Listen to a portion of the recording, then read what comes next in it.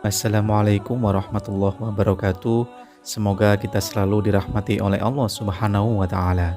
Sebagai salah seorang penyebar agama Islam di Tanah Jawa, nama Sunan Bayat memang tidak setenar para wali anggota Wali Songo.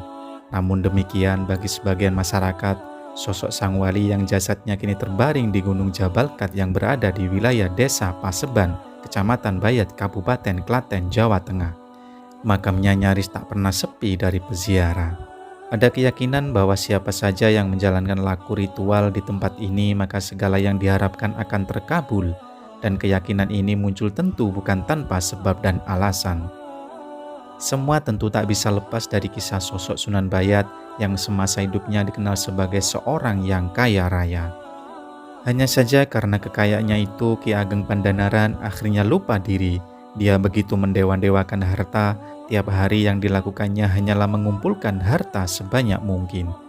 Salah satunya adalah dengan menaikkan pajak dari rakyatnya.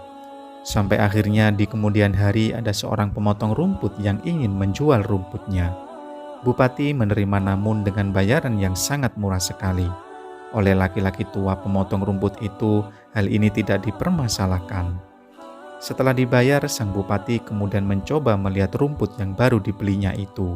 Dia senang karena rumput itu memang bagus kualitasnya. Namun alangkah terkejutnya dia, karena di dalam ikatan rumput terdapat beberapa keping emas. Kontan saja hal ini membuat dia gembira, bahkan kejadian itu berulang sampai beberapa kali.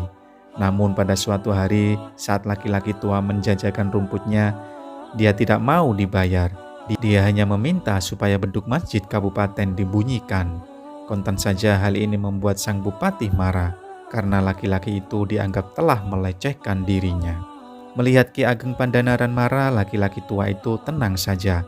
Bahkan dia kemudian mengatakan bahwa dia tidak butuh uang.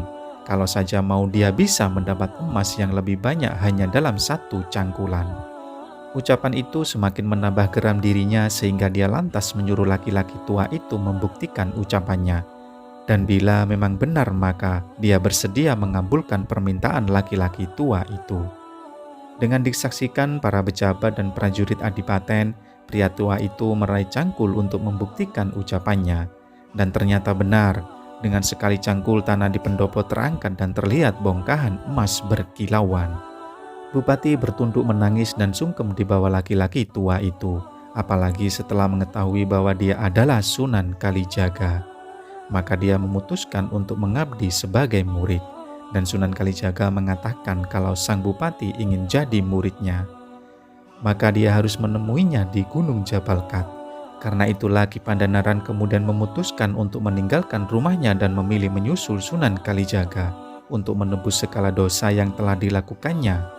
Dalam perjalanannya menuju ke Gunung Jabalkat, banyak ujian yang harus dihadapi Ki Ageng Pandanaran. Salah satunya adalah hadangan dua orang perampok yang pada akhirnya justru menjadi murid kesayangannya. Dua orang itu adalah Syekh Domba dan Syekh Kewel. Tak hanya itu, Ki Ageng Pandanaran juga sempat menjadi pembantu di sebuah warung serabi demi untuk menyambung hidup. Dan bahkan keberadaan Ki Ageng Pandanaran semakin meningkatkan rezeki dari si pemilik warung. Tiap hari dagangnya selalu habis diserbu pembeli. Dari situ akhirnya banyak orang yang beranggapan bahwa Sunan Bayat bisa membantu membuka pintu rezeki. Sehingga saat dia mulai mendirikan padepokan di Gunung Jabalkat, dari hari ke hari pengikutnya semakin banyak. Bahkan karena keyakinan itu juga, hingga kini banyak para pedagang yang percaya kalau ada energi penglaris di makam Sunan Bayat. Sehingga mereka kerap datang untuk berziarah dan ngalap berkah di sana.